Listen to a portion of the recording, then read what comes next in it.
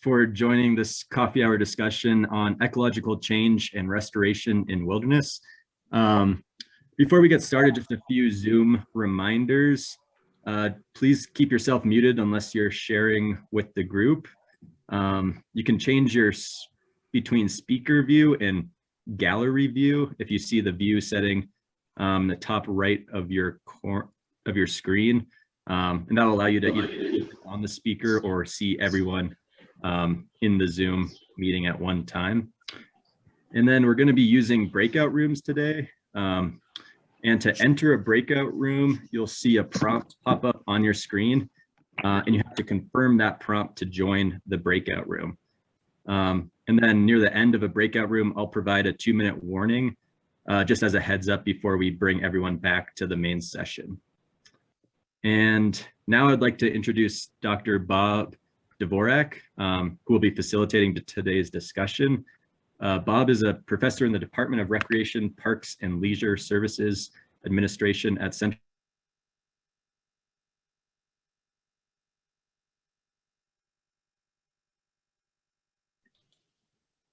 You went mute for a second, Jacob.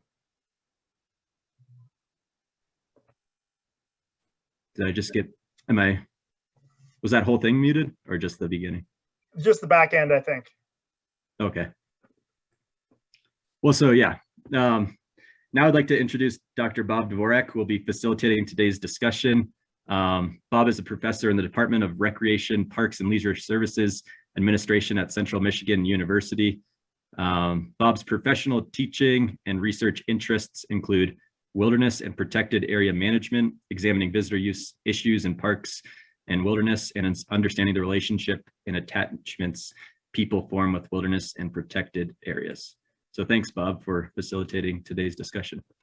Yeah, thank you very much, Jacob. And, thank you everyone for being here as we, talk about some of these topics and go through some of these interesting things. I'm going to go ahead and share my screen here for everyone. And, as Jacob was saying, we're going to try to talk about ecological change and restoration.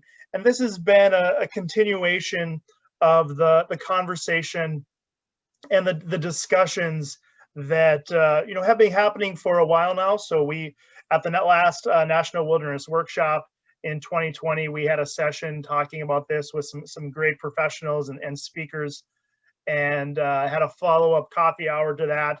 And even previous to that, I believe it was at the 2019 or the 2018 Wilderness Workshop, there's been dialogue, as this continues to be an important issue for us as stewards and as practitioners and within our community of practice.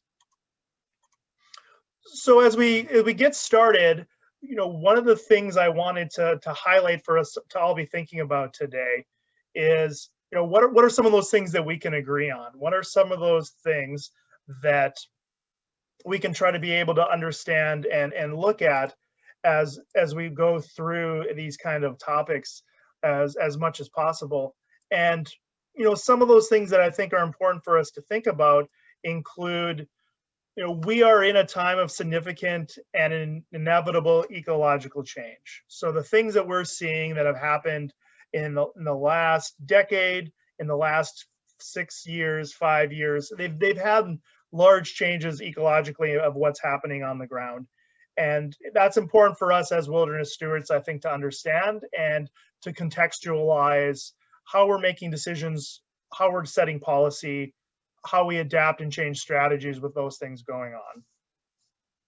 Second, we're in a time where, climate change is very much synonymous with all the issues that we're dealing with. So us being together on Earth Day, is an opportunity where we think of these things of how is climate really having dramatic impacts on wilderness areas. And I've begun calling it more really climate destabilization. So whether you look at it from a temperature standpoint, whether you look at it from species diversity issues, or looking at other ecological systems and resources we see across wilderness landscapes, the way climate is destabilizing those things is having a very large effect on the tasks and the challenges that we have.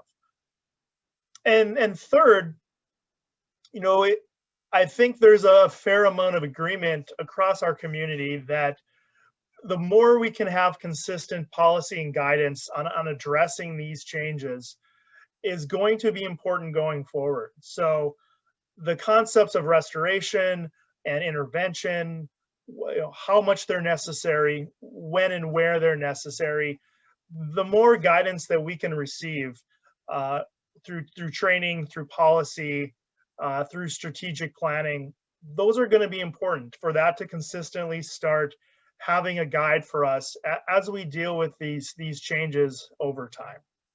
So hopefully that's something that we all are probably on the same page with, or at least can recognize that those things are occurring.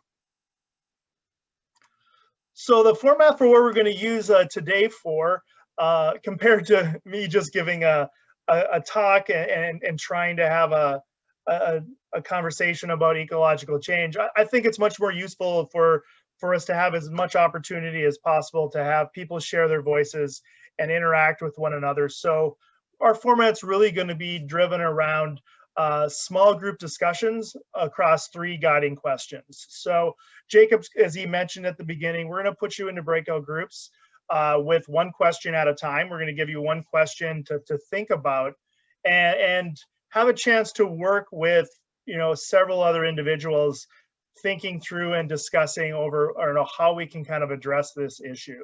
Then we'll come back and we'll have an opportunity to share with the larger group, trying to get some individuals who are comfortable sharing, talking about what was going on in your groups.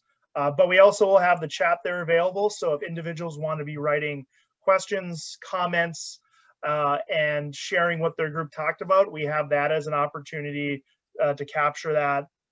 And then the goal being, when we kind of get to the end and wrap up, having a chance to really see if we've been able to communicate the diversity of perspectives that are out there, and hopefully having a chance for us as individuals to integrate some of those different perspectives into our thinking and our approaches as we go about doing this.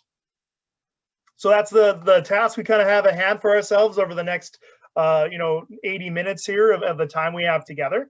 So to get us started, this is the first question I would like you to work in with your groups. So as we think about human-caused ecological change, things that we've been a driver of, maybe directly or indirectly, there's certain areas across protected areas and wilderness where we might have more flexibility than in other situations to address these kind of changes. So I'd like you, for the next about 12 minutes in your group, address and talk about, where do you think that flexibility exists? Where can we start addressing some of these human-caused ecological changes? So the task in your group, to give you a little bit of direction, first thing, when you meet your individuals, I'd like you to introduce yourselves, take a few moments to talk to each other. You'll be with this same breakout group through today's coffee hour. And then your goal being, can you come up with 2 or 3 key ideas on this question? So through your dialogue, have 2 or 3 statements that you as a group feel like you can represent on that flexibility of ecological change. So with that, we'll have Jacob send you off to your groups. Good luck, and we will talk to you again in a few minutes.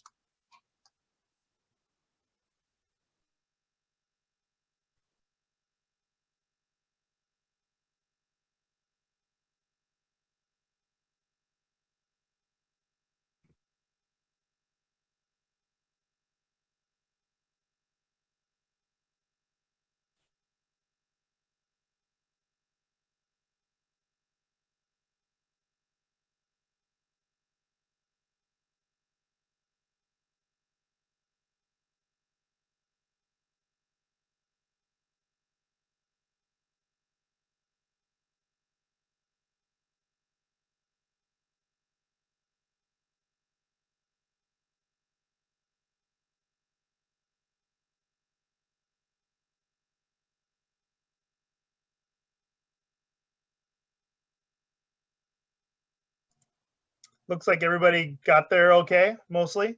Yeah, it looks like some people didn't join, so I might merge 2 of the groups. Okay. So It looks like 3 and 3, so maybe put them in a group of 6. Okay.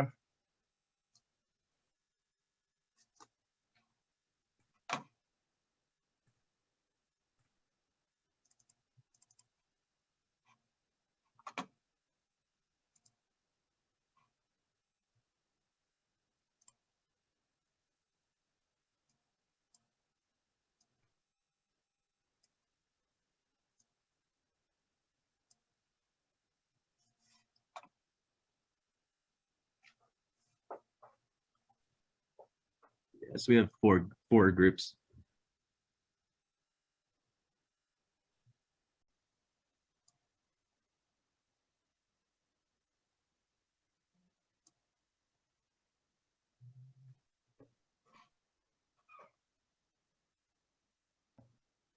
All right, everyone should be back in the main room now. All right, thank you, Jacob. So thanks everybody. I hope your conversations went well.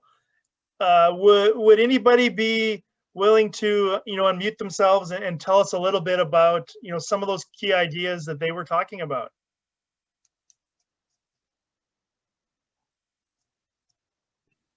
I can start us off, Bob. Our group talked about a couple of things. One is passive restoration. So things like, blocking off an area that's had a lot of impact and letting it regenerate itself. We also talked about, and this kind of starts the slippery scale, but we talked about really addressing direct human caused issues like soil compaction. So at least uncompacting soil, especially if then we're going to block that area off. So again, it can regenerate.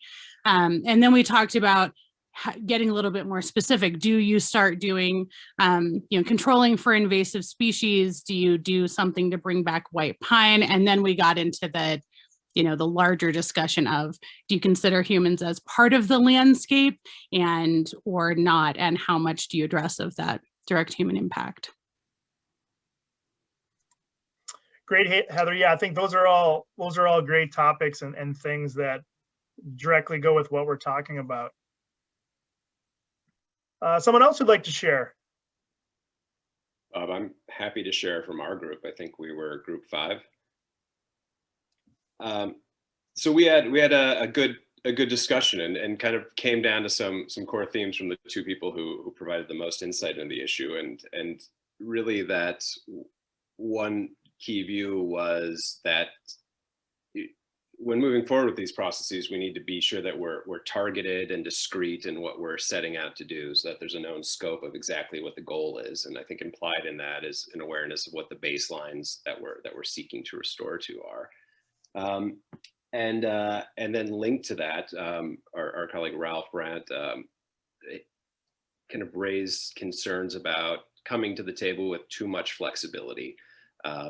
And making sure that we remain consistent with the wilderness values that are core to this. And his key example was a blowdown where the argument was whether to use chainsaws or crosscut saws going in, and various managers took different approaches. So I'd summarize it as targeted, discrete, known baseline, and making sure that all these efforts are consistent with the wilderness values. All right, great. Thank you very much, Derek.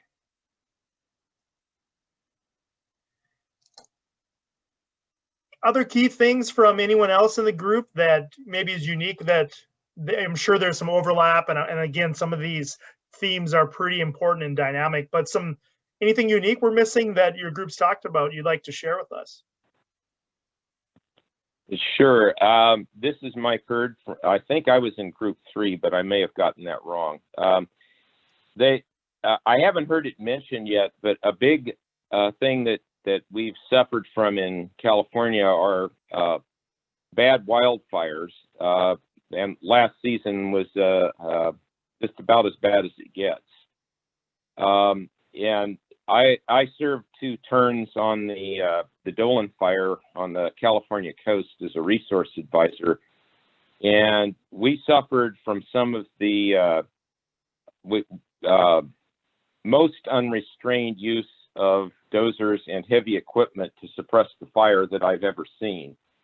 And so emergency actions of that nature really have a great deal of a great potential to impact us, and they're probably going to be more common. What had happened there, because there were so many fires going on, much less restraint than normal was used in that emergency, and I think that it led to some bad outcomes. Honestly,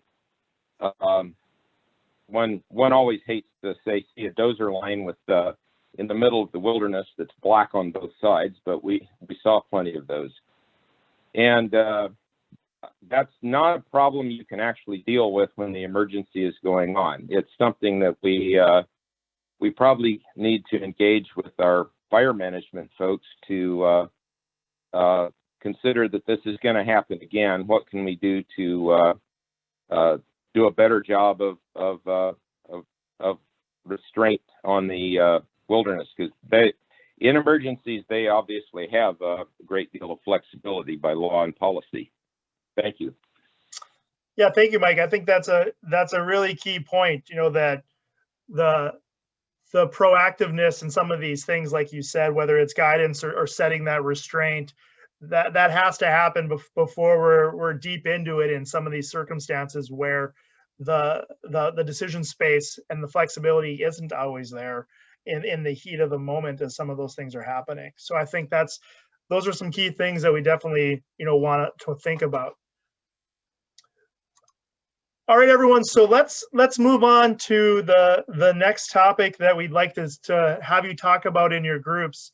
And the question number 2 is getting at, how do we act with, you know, this idea that came up from some of you already, is, you know, how do we act with restraint or with humility in our decision making, or in some senses, how do we not act at all as wilderness stewards? So if we're looking at these ideas of restoration or action, how do we kind of think of those things of where can we have restraint, where and not act at all? So even if you model that to, you know, some of the concepts that we've talked about regarding wilderness character over time, and if any of you had a chance to look at some of those readings and links that we sent prior to the talk today from the International Journal of Wilderness, you know, sometimes we get into very much a discussion of, you know, what is wildness in wilderness? You know, what is that untrammeled quality that we have as a component of wilderness character? And some may argue that should be the ultimate character item that we are managing for. That everything else, maybe restoration, maybe ecological integrity, those are not equal when it comes to wildness or untrammeled as a concept and a characteristic. So as you move into your groups here for this next one, think about that. Like where can that restraint take place, or where do we see when we're not going to act? And the task we'll set for your group, slightly a little bit different than this past one, is if you can select someone to be the note taker, and don't worry, I don't think it's going to be a terribly difficult job, but record a couple of the ideas that you're coming through. And then this time when we come back, let's have each group at least post one of these ideas into the chat so that we can all see and give more people an opportunity to share what they're thinking. So again, Jacob will send you off for about 10 minutes, and then let's talk about these ideas of restraint and humility when it comes to wilderness.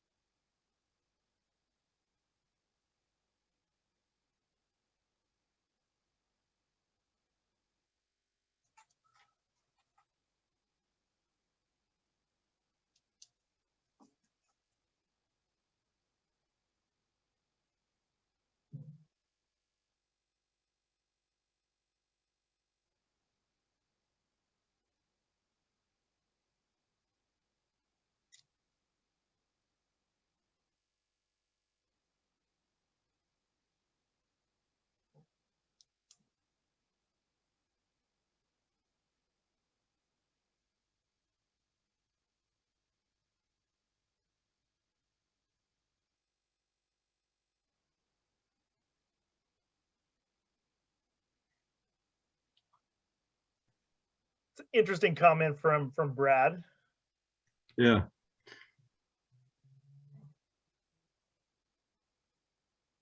It kind of gets at we have a article coming out from Roger Kay that's kind of dealing with the wildness aspect.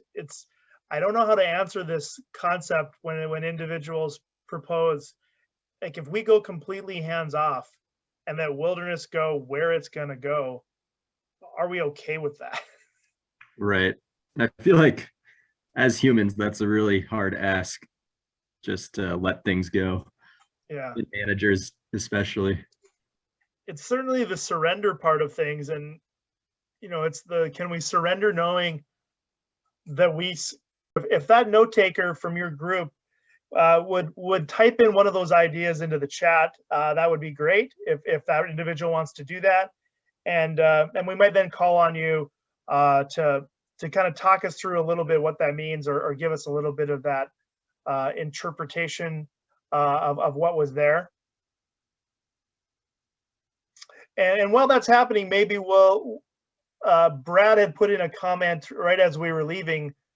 Brad, if you're back with us, would you feel comfortable talking us a little bit through what you wrote there?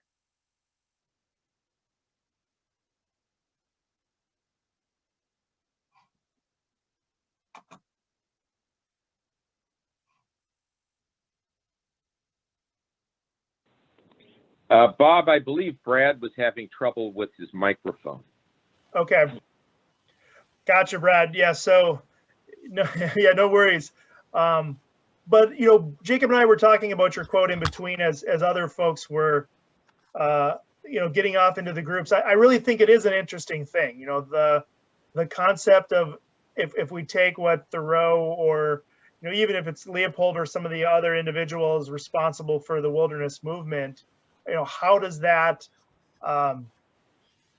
map onto where we're seeing things today, and having some of those changes, I think, as we go is a pretty interesting concept of how we do that. Our conversation was focused a lot around that idea of, do we really feel we can truly surrender our human influence when it comes to wilderness, or at what magnitude do we feel comfortable doing that? As we see some of the kind of comments come in, Lisa, do you feel comfortable talking to us a little bit about the idea of rewarding inaction? Sure. So that came out of I think some comments that Peter Keller had made, that just an observation that within the agencies we don't reward restraint. We look at a performance measure of what did you do this year, implying, doing means change, doing means things, things happen, change happens.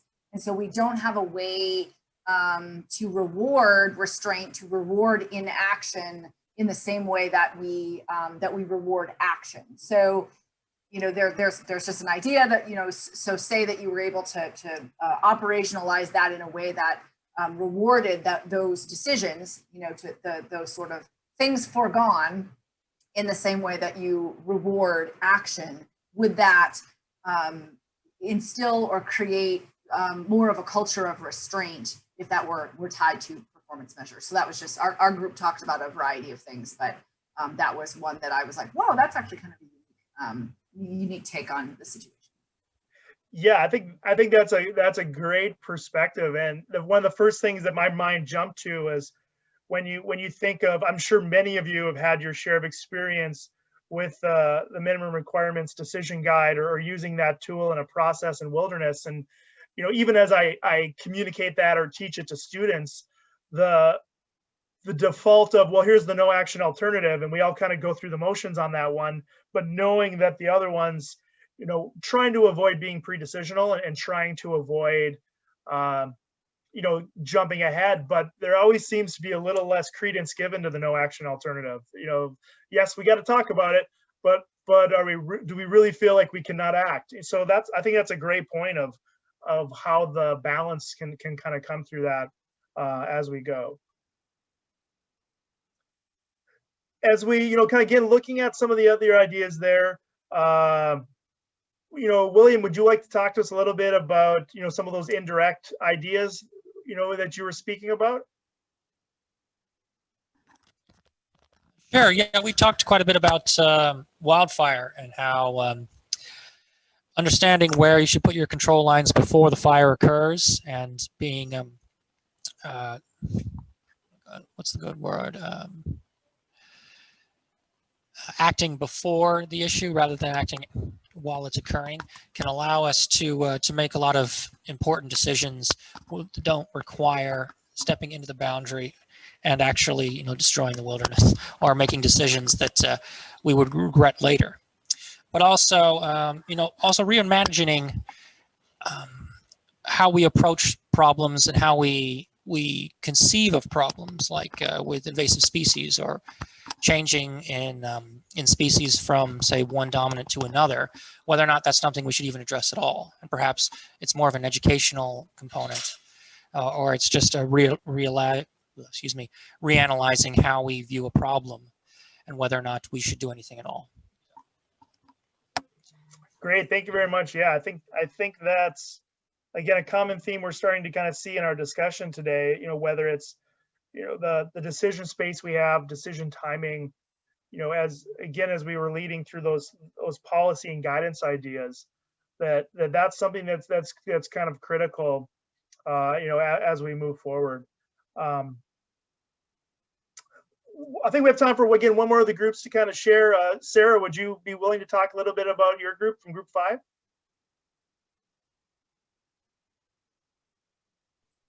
Sure. Yeah, I can jump in real quick here. So we, as you can see, we kind of like, we kind of covered a lot of different topics, but we kind of started with this idea that, the Wilderness Act is kind of, we can all kind of acknowledge that it was based in this idea of Western expansion, the ending of the frontier, and, Western colonizers being like, oh, like, we've made it to the Pacific Ocean, like maybe we should save some bits and pieces here and there, and acknowledging that people have been on this landscape for a really long time, stewarding it in such a way that preserves its essential nature. I kind of went off into an Alaska tangent because, we're our own special snowflake. But a lot of our enabling wilderness legislation really acknowledges that and acknowledges the past and allows for the present and future, like continued use and occupation of those areas by humans, which obviously, like, we're all in different legislative areas, but that is something that we can maybe learn from as wilderness stewards of, like, how can we, kind of talking about some of these other things that we've done of, like, doing little pieces here and there, but preserving that essential nature of the area that we're in. And getting a little bit more into the nitty gritty, we were talking about how, like, frameworks and policies and guidance are really necessary to kind of keep us honest and keep us, like, especially like when you have managers with kind of different philosophies, if people like wilderness more than they like people per se, it keeps everybody like a little bit more consistent, keeps us honest, and engaging with local communities for that kind of ownership and participation helps keep us honest, keeps us transparent, so everyone kind of knows what's going on. I think those are all important points. I guess if anybody from my group wants to chime in a little bit more, I think I tried to cover everything we talked about as opposed to just picking one. So we got some good thumbs up there for that. So thank you, Sarah. I think that paints it extremely well. The idea that we need guidance and restraint to act with restraint is just kind of highlighting, I think, the necessity, but also the challenge in making that happen. That we have a community of individuals that care deeply about what we do and want to make the best influence upon what we can do. And it's in circumstances that are extremely challenging and diverse, so having that ability to have that guidance going forward, I think does make a pretty big difference as we do that. Okay, let's move on then to, this is our third and final question that we're going to send you off to as groups, and I think it's following a good narrative and a theme that we've been sharing as we've been talking today. Is how, as we as stewards, how are we going to adapt to what's probably inevitable and significant change. So we've had that conversation. You know, Derek brought up the idea of baselines, and we might have shifting baselines. There's always an ongoing philosophical discussion of, if we're doing restoration, to what point of the ecological integrity are we doing that? But if we approach this as with things like climate destabilization and the other forces that are acting upon wilderness, how are we as stewards going to adapt to those things that we maybe are not going to be able to control? You know, those eventualities, or sadly those inevitabilities that might happen. You know, I've a common phrase that I say a bit jokingly, but also sadly at the same time within my classes, is if you're a manager at Glacier National Park, eventually you're going to have to rename it. You know, that at some point there's not going to be an original glacier in Glacier National Park with some of the changes that we're seeing now. Trends can change and adaptation is happening, but we are in that as a reality. And I think I know myself as a wilderness steward and advocate, it's a tough thing to grapple with. So I'm going to throw it all to you to think about that, of with this inevitable change that we're going to see in wilderness and see across, you know, public lands and natural areas probably in general. What adaptations are we willing to make, and what are some of those compromises we might be willing to make? So we'll send you off to do that. Yet again, let's have another note taker who can record some of those ideas, and we'll post that idea again when we return. So again, we'll give you the final 10 minutes to go off into your groups, and then we'll come back and reflect on this, and then kind of have some time to close out our thoughts for today.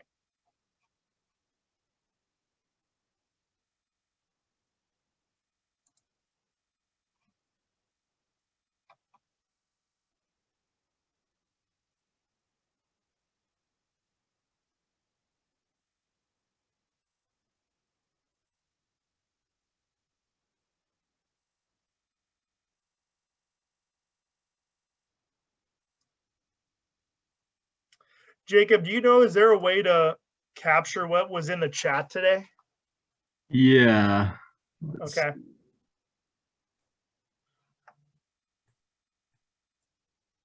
I know we were recording, but I thought there's probably some, it's been an important one, and now we have to think about it, which is difficult. Yeah, so everyone is back in the main room now. All right, thanks, Jacob. Yeah, as we're kind of musing on the challenges of the last question, and again, you know, thank you for everyone for your interaction and your engagement. It's been a great opportunity. So if the note takers again kind of you know, want to put again their thoughts in, we'll start you know, talking about those. But what we were kind of kicking around, some of us, as we were kind of coming back, is, yeah, this is the hard question. You know, this is the, when you start saying adapting, or you start saying what are we going to let go, I think it's a challenge. It's difficult, and you know, for many of us, or if you look at individuals across different stages in our professional careers and development, you know, it's at what point do we have to talk about this, or was there a hope that we could avoid it? And I think as a professional myself, I've felt more recently, probably the last 5 years, it's becoming the thing in the rearview mirror of, does a perspective or a point of view on what can change have to be something that I've even thought through or conceptualized. So, you know, as we kind of think about that as we go. So, you know, Heather, do you want to kind of start us off a little bit with what your group was thinking? Sure. Yeah. You know, what we talked about, we kind of started by continuing a discussion we'd had in the second question, which was, you know, we can do more restoration in the outer circle. If wilderness is the hub of the wheel, then we have these protected lands outside of that. We can do restoration within that. Then we started talking about kind of outside of that and human communities. And in general, what we can do for the things we cannot change is invest in the resilience and health of nature overall, which probably means making some changes for our kind of first world norms of how human communities exist and levels of gray infrastructure. And then Vicky brought up this great point of speaking about ourselves as tenders to wilderness. So we're not completely hands off, but we're also not completely hands on. We're trying to facilitate its health so that it can really best adapt as these changes that we can't stop and move forward. Okay, great. I think that tenders idea is an important one. And I think in a sense too, that concept, it drives at some of the conflicts and tensions that we've maybe had historically too, where the joke of wilderness management being an oxymoron, or, like you were saying, hands off or hands on, it's finding a reconciliation, I think, in that involvement of, if we're going to do something, can we choose how we're going to do that? And you said, like, I love that. That's a great analogy of the hubs of the wheel, and as you kind of move in, as you go, and make some of those things kind of happen. As we look at kind of the other groups, I don't want to have to put Sarah on the spot again. Maybe someone from her group wants to talk a little bit about the idea of chasing baselines and kind of how that's going to maybe influence us in the future.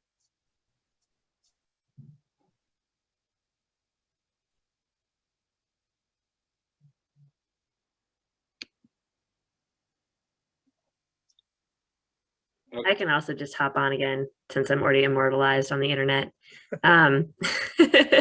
Yeah, I mean, we kind of mentioned it towards the end of our time, but the idea, like you kind of mentioned it earlier, of like, if you're doing restoration, like, to what are you restoring, right? It's like a lot of these ecosystems are dynamic and things are always kind of changing and in flux. And we talked about, like, the idea of like species migration, like assisted migration or not. I don't know if we really came around to any conclusion, but I think we generally are like, if you're constantly chasing an arbitrary baseline, like, maybe it's better to kind of talk a little bit more about like what Heather was talking about in terms of like, encouraging areas to be resilient, but also like, potentially using wilderness as, like wilderness is important to science and science is important to wilderness, like using it a little bit as a laboratory of like, what happens if we aren't super hands-on and intensively managing these areas, like in contrast to other areas where we are more intensively managing. It kind of gets you down the rabbit hole of like, if you decide that that's good or not, and who judges that. But I guess that's just like another way of looking at it. Instead of trying to restore it to some arbitrary baseline, like letting it do what it's going to do and be what it's going to be, and try to encourage it to like kind of what I mentioned before of like preserving the essential nature of it, but letting the details fall out where they will. Yeah, I think that's great. And I think it leads into that idea, Sarah, too, of, like you said, what's the intention or the nature of it? Are we able to have that dialogue and with, as your group was saying, with communities and other partners and stakeholders of what's that inherent nature going to be? I think that's something that inevitable part or that change part goes to. The nature might be something, and is it something that we can all wrap our heads around and kind of accommodate, I think, as we get to that point, if it's possible. And I think, Lisa's kind of getting that in her comments here too a little bit, is, that we have these challenges, that common understanding is difficult. Wilderness is unique, I think, in that sense that there is such a diversity of opinions.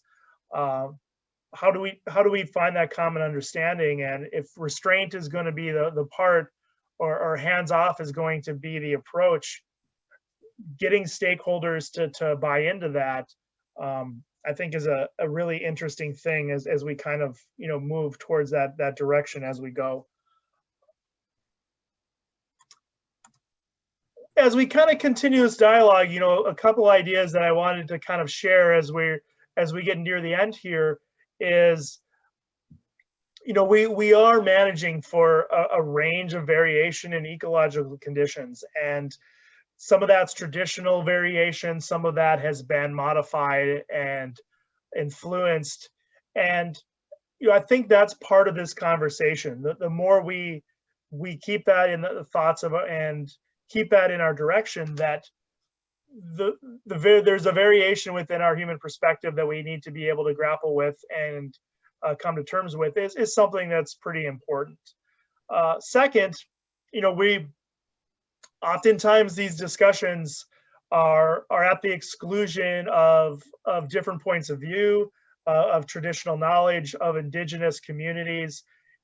As we've talked, again, I think a lot of us have great partners and great interactions, and we have that diversity that's there. So the more we can find ways to include that, to understand change through the lens that isn't as the wilderness manager, but is from the lens of the indigenous community member or that traditional knowledge, it's an extremely important thing, that having that view and planning.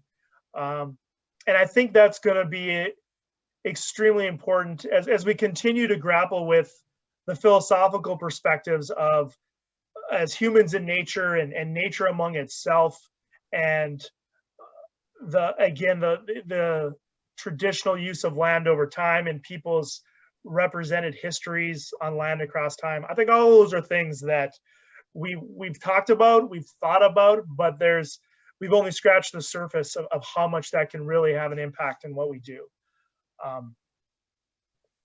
As we do these things, we make our directives and our decisions and our policies.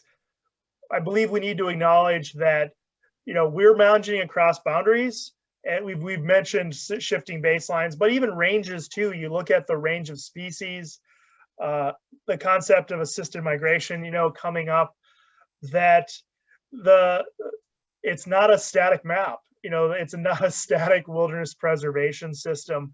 And while as some of these things might work within the boundaries and the jurisdictions that we're responsible for, those shifts that might be occurring rapidly. So the ability for us to reach out to partners across jurisdictions, across units, and it can be, again, jurisdictional and the fact of being multinational and across the continent, are even more so going to be things as we adapt to the changes that are occurring.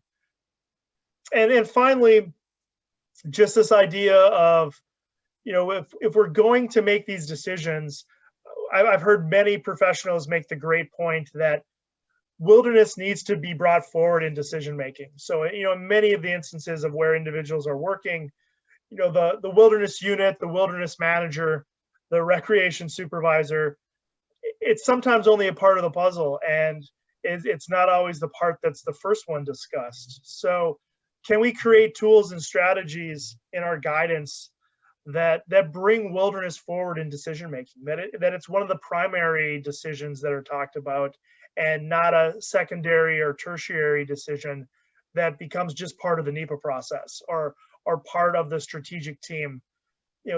Can we have that happen sooner? Can we have that happen with equal footing? Will I think give us different opportunities that kind of exist as that we are there.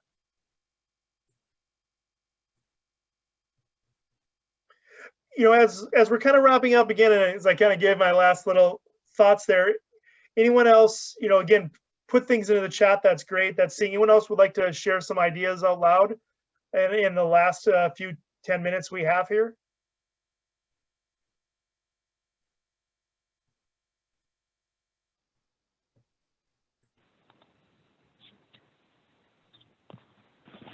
Well, since no one jumps in, I had a thought there of being tenders rather than hands off.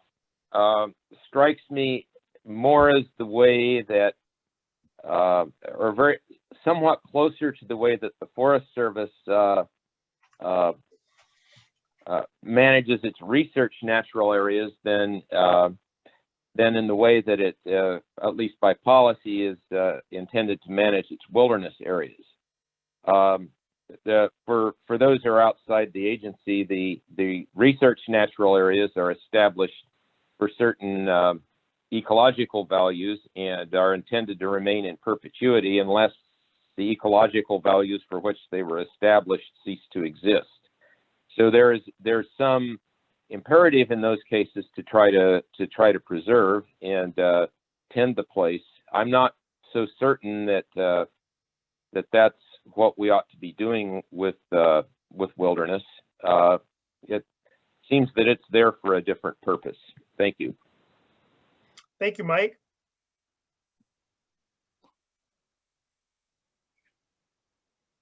This is Derek. I have a point that I raised in group 5 that I think ties in with all of this, and it's the importance of making data or summaries of the data available to the public when it comes to wilderness.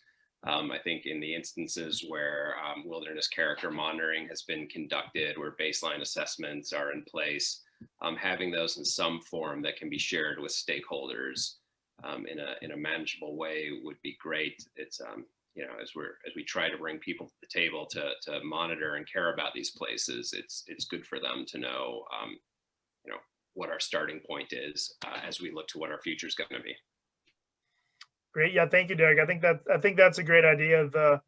I think we all feel you know, the lack of being able to disseminate things, you know, the sharing of knowledge.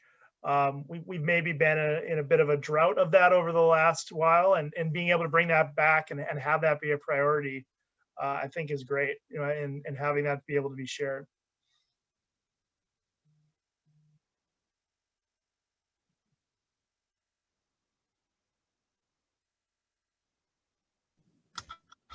I would chime in with the fourth, the creating new tools and strategies. I really like that idea, particularly a tool that we can sort of universally acknowledge separates change from degradation, and recognizing that change is natural and should be respected, whereas degradation is something we need to address. Thank you, William. That's a great comment. I think that's a great key and a great way of looking at it going forward. And I think all too often those terms are used interchangeably instead of separately, and maybe not necessarily within a professional community, but definitely to the public. You know, that I think for public support and buy-in, differentiating those two things is extremely important.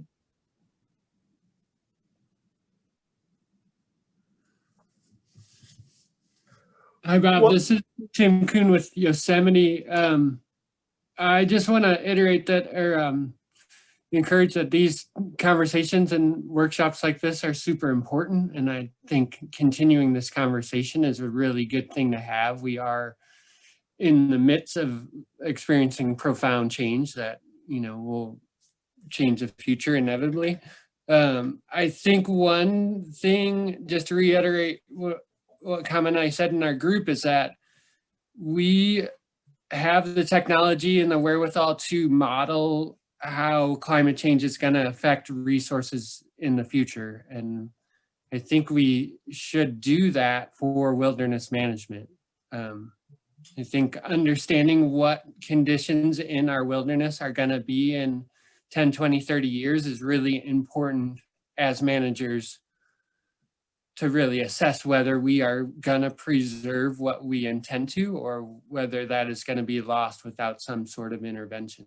You know, it sets a foundation for a conversation on what intervention is needed and what can be delayed or foregone. yeah, Tim, thanks. That's a great comment. And to tail onto that, it can also inform the question of what's change versus degradation too. True, very true. You know, being able to understand those baselines in that unique sense, I think is extremely kind of important as we go.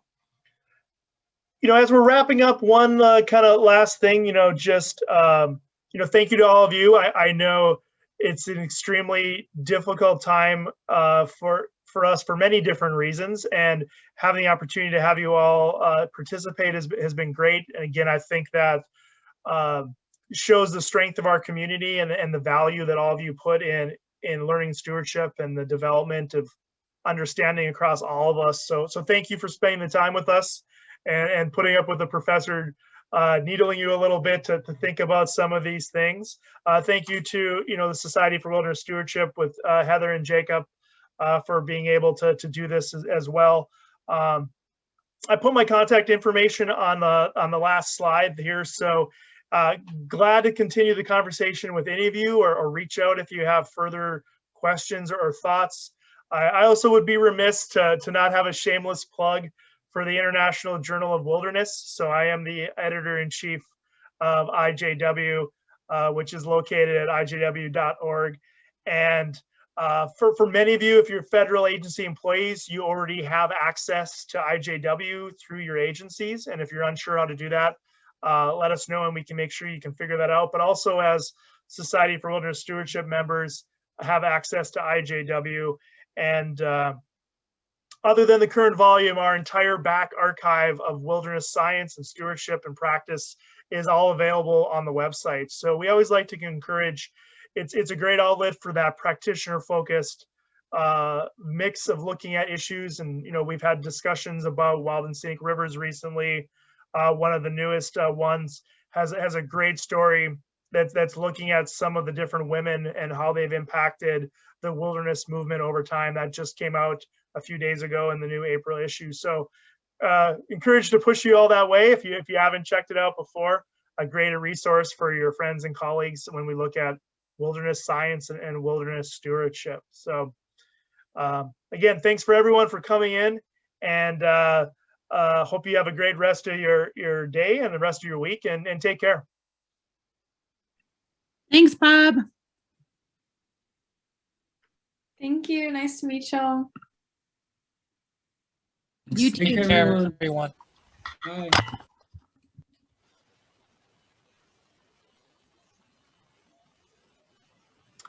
Bye. Jacob, looking just at the chat,